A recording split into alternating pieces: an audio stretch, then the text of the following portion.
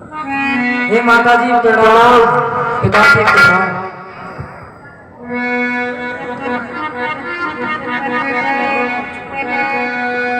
सच उठाए, सच उठाए राम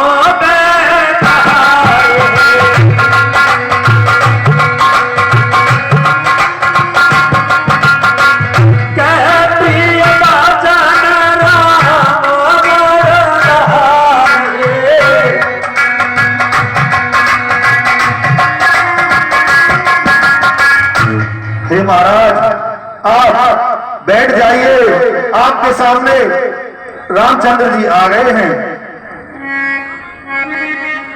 सिय समेत बहुतने निहारी,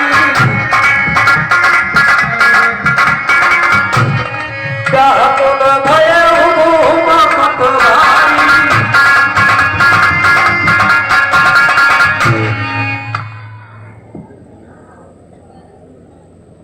सखा सुमन, कहिए महाराज। तुमने जो कहा कि राम आपके सामने खड़े हैं, जी महाराज। मैं क्या देख रहा हूं? रामचंद्र जी के साथ साथ सीता राम और के लक्ष्मण साथ जी भी हैं। राम के साथ मेरी पुत्र वधू सीता और राम के अनुज उनके परम दास पुत्र लक्ष्मण भी हैं। जी महाराज। मुझे जरा साफ साफ बताइए, ये क्या मंतव्य है इनका? हे महाराज, आपने जो राम जी को वन के लिए जाने की आज्ञा दी है, उनके साथ साथ सीता जी और लक्ष्मण जी भी वन को जा रहे हैं। क्या? हाँ महाराज। मैंने सीता और लक्ष्मण को तो आदेश नहीं दिया और ना ही कैकेयी महारानी ने उन दोनों को वनवास जाने का वर मांगा है। महाराज, वो दोनों अपनी स्वयं की इच्छा से उनके साथ जा रहे हैं। अच्छा, और सिया साहब सुनो सुना देख देख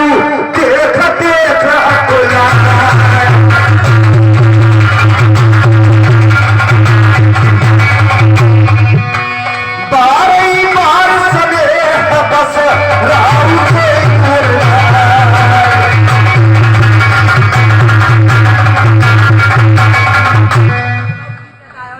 राम, ये क्या बात है? हे पिताजी, आपने मुझे 14 वर्ष के लिए वनवास दिया था, बस उसी की आज्ञा मान रहा हूं। और कर दीने चाले तेरे हो रानी राम रो भोलो पालो तेने छोड़ गई तकदीर।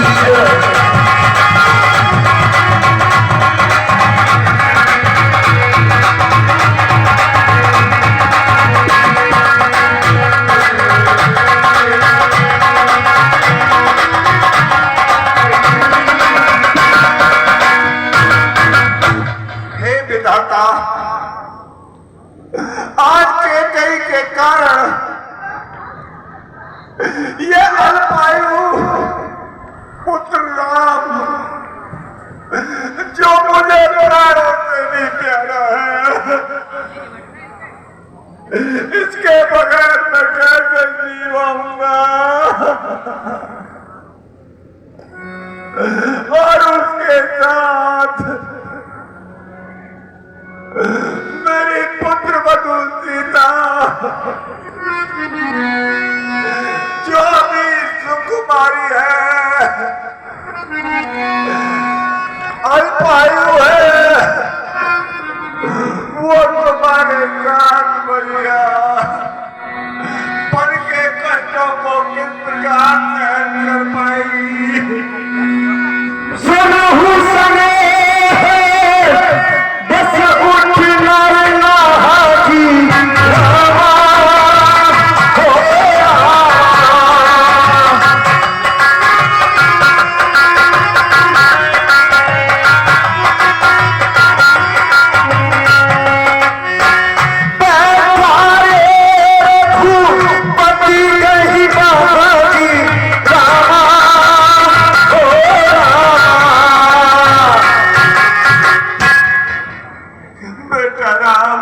कहिए पिताजी। मैंने केवल तुमको आदेश दिया है कि कहीं के वरदान मांगने पर। हे पिताजी आप धैर्य धारण कीजिए। ये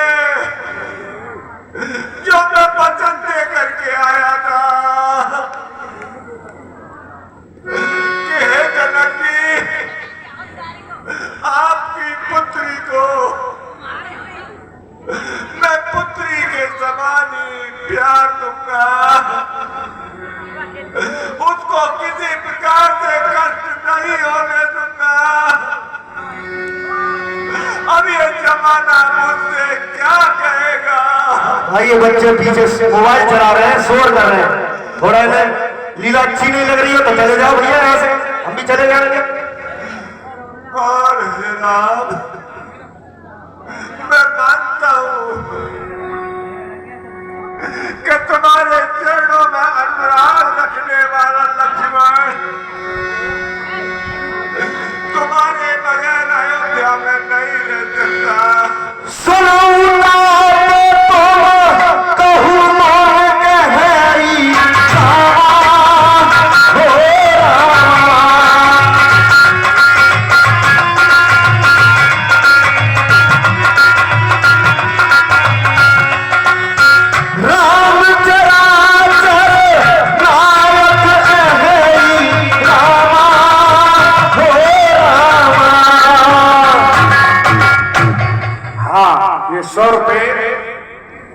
छोटे वाल्मीकि जिन्होंने 500 लक्ष्मण जी के लिए, 200 रुपये राम जी के लिए और 100 रुपये जो दशरथ जी का जो अभिनय कर रहे हैं हमारे गुरु जी, उनके अभिनय पर प्रसन्न होकर के उन्हीं के लिए देते हैं। भगवान उन्हें प्रसन्न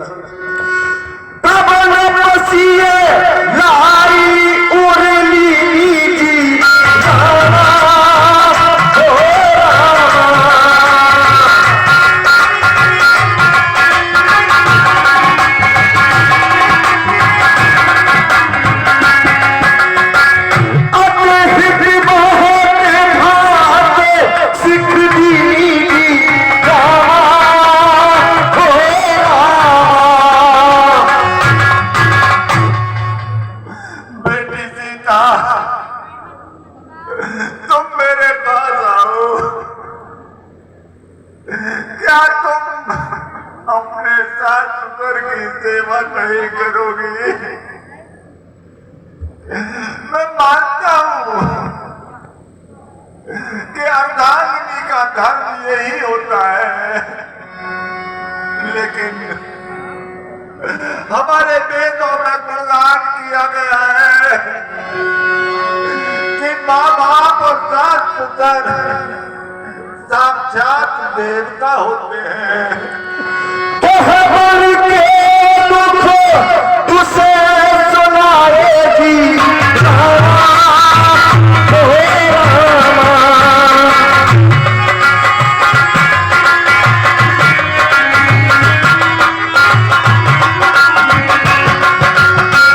सास ससुर सुख समझाएगी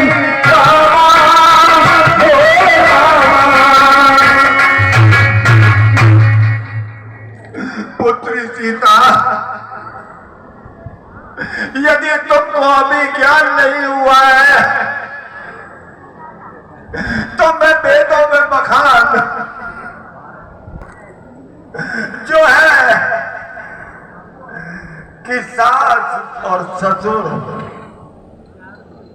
साक्षात देवता होते हैं और उनकी सेवा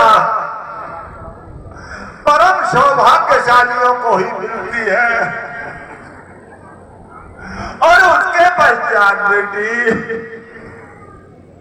वन में, क्योंकि तुम्हारी अभी बहुत उम्र छोटी है, वन में किस प्रकार के कष्ट सहन कर सकती हो ये तुम्हें आवाज नहीं है। वन में कभी तुमको खाने को फल फूल भी नहीं मिलेंगे। अरे राम तुरंत मुनि देश बनाई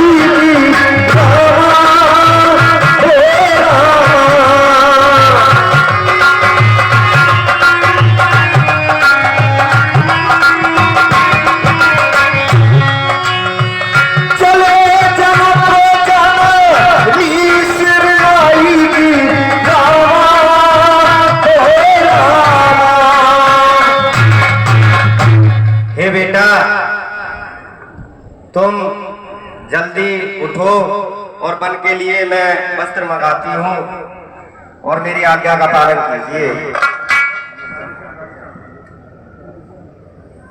ये तुमको नहीं जाने देंगे बेटा।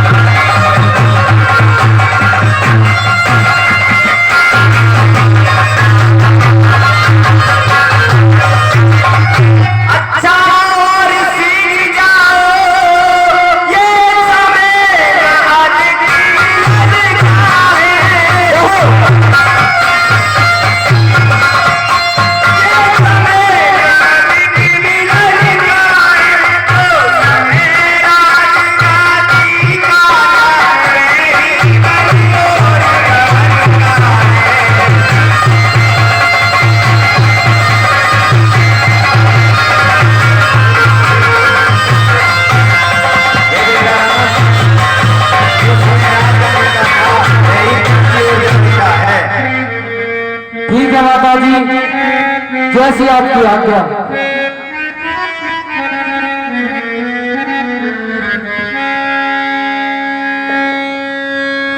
Hello hello hello.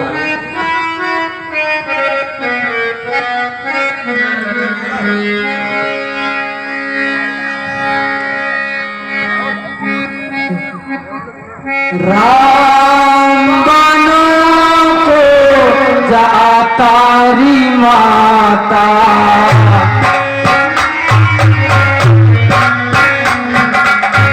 राम बनो को जातारी माता।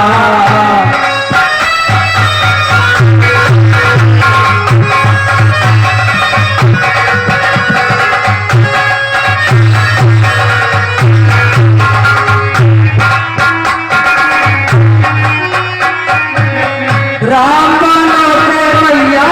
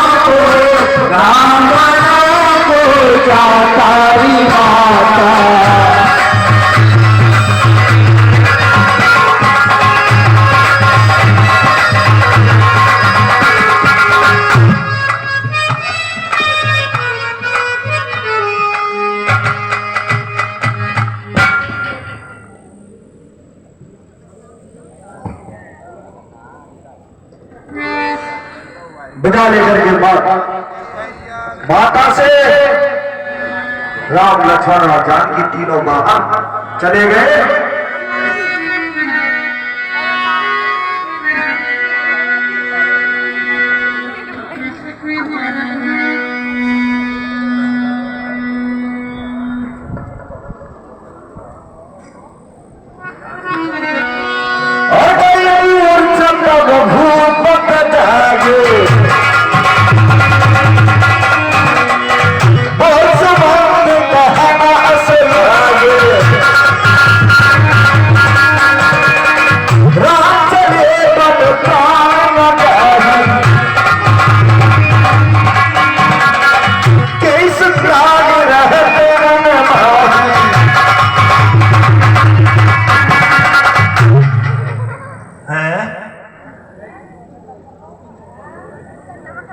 मैं क्या देख रहा हूँ? इस संसार में मेरे से ज्यादा कोई अभागा नहीं होगा। जिस राजा के चक्रवर्ती होने के प्रमाण पूरे संसार में है, आज उनकी संतान फकीरी में दान करके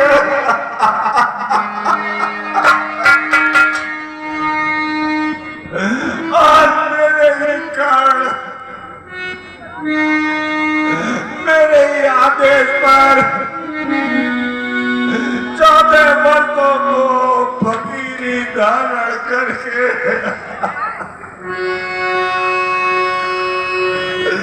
मैं अपने सामने विदा होते हुए देख रहा हूँ।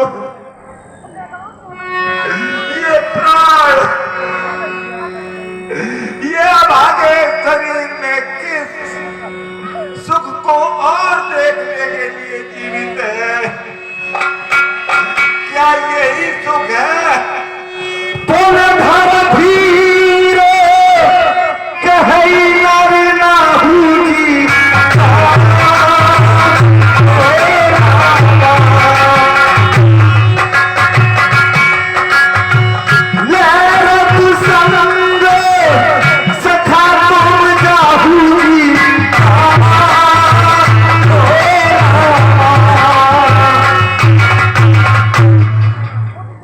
सुमंत, कहिए महाराज। तुम बहुत विद्वान हो,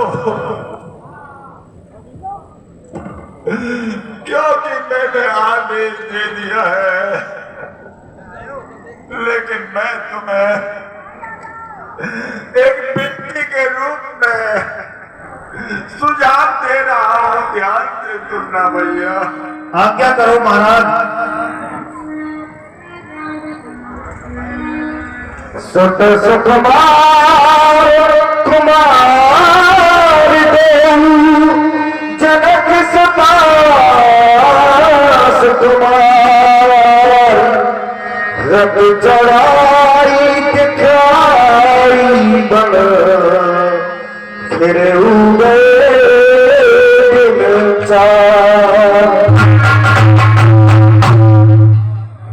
भैया।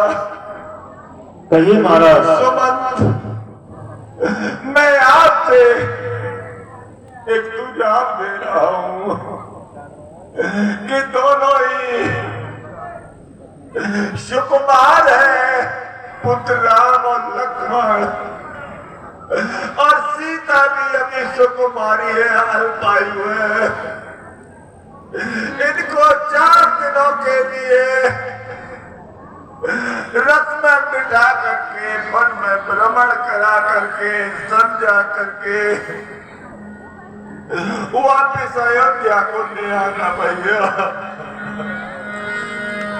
झोल फिरई धीरे नौ भाई सब संग रघुराई। सखा सुमंत, कहिए महाराज। ये भी मैं भली बात जानता हूँ कि हमारे कुल में पैदा होने वाले शब्द के सिद्धू होते हैं, वो जो वचन दे दिया उसको पूरा करते हैं। लेकिन न जाने तुम विद्वान हो, तुम उनको अच्छी अच्छी शिक्षा दिखा करके, पद के कष्ट दिखा करके वापस लाने का प्रयास करना भैया। महाराज, मैं अपनी तरफ से पूरा प्रयास करूंगा। तो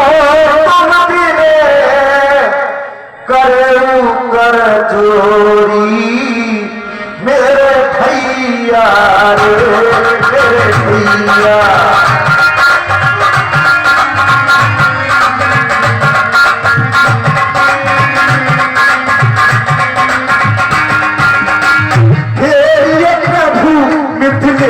सबको मयूरी तेरी प्रभु मिथिलेश किशोरी मेरे भैया रे, मेरे भैया।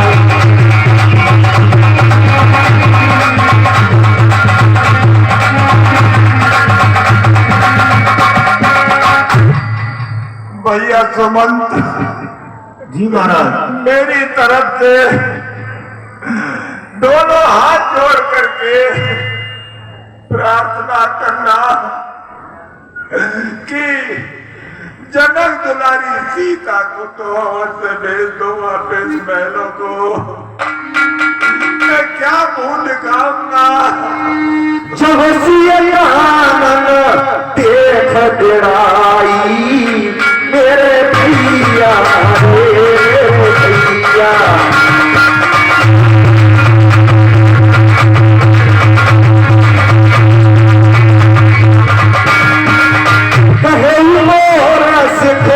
अवसर पाई मेरे भैया रे, मेरे भैया।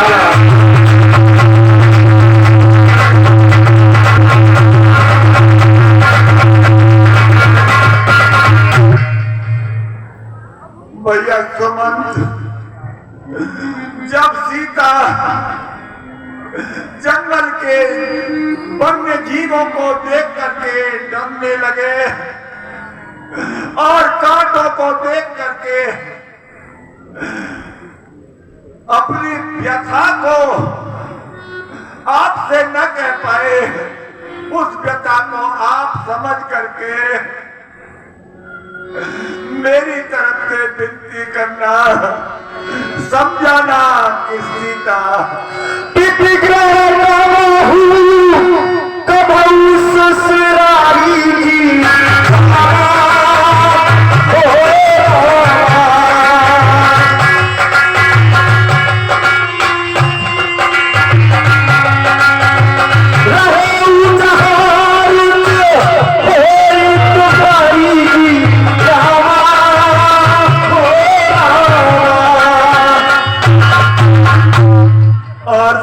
सुमंत, कहिए महाराज। इस प्रकार की शिक्षा देना कि कभी तुम अपने पिता के घर और कभी अपनी ससुराल में, जहां तुम्हारी इच्छा हो वहां कुछ समय ससुराल में, कुछ समय अपने पिता के घर रह सकती हो।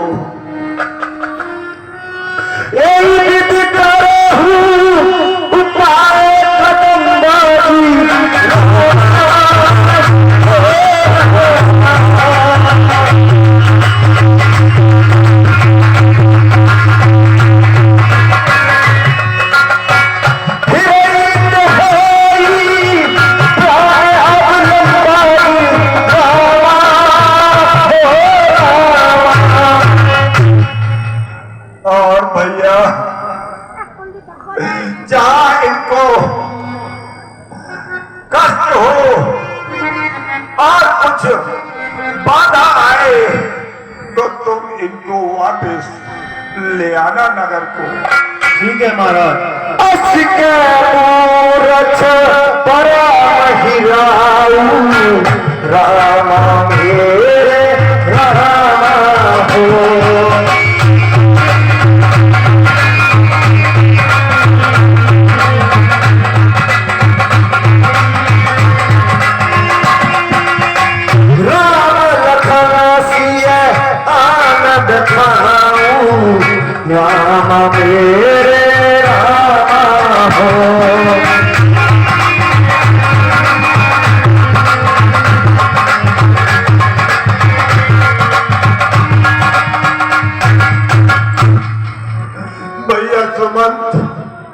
महाराज। राम लक्ष्मण सीता इनको कुछ समय के लिए मेरे पास बुलाओ, कुछ क्षणों के लिए। पुत्र राम, पुत्र लक्ष्मण, पुत्री सीता, तुमको कहीं कष्ट हो तो तुम स्वतंत्र हो, बंधन में नहीं हो। महलों के बाहर, नगर के बाहर कहीं कुटी में रह सकते हो। ऐसा आवश्यक नहीं है कि राज्य से बाहर तुम्हें वनों में भटकना पड़े। ऐसे तुम्हारे लिए कोई बाध्यता नहीं है। महलों के लिए ही तो नहीं रहना है। ऐसा कहकर राजा मूर्छित हो गए और सिर रथ अति वेग बनाए।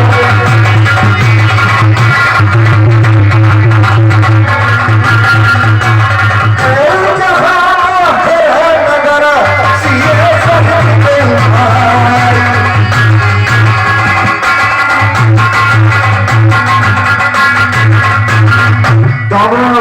सुमंद नप बजाना सुनाए।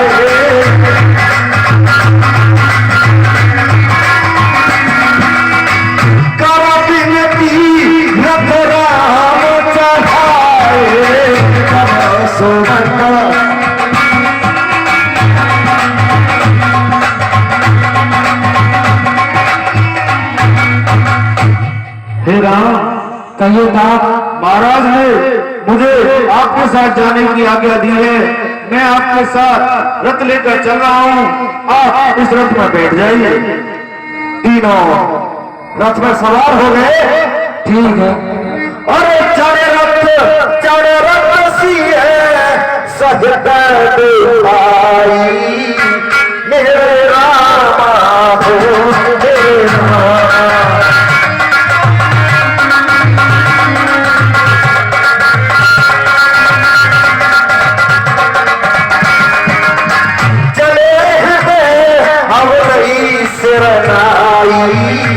मेरे राम हो मेरे राम।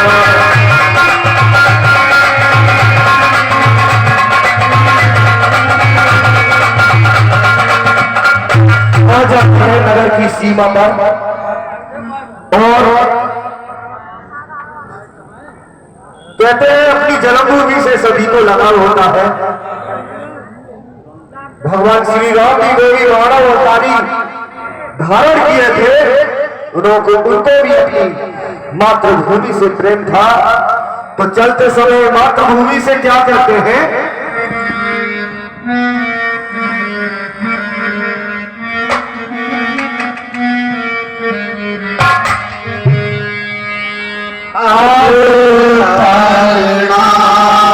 मैया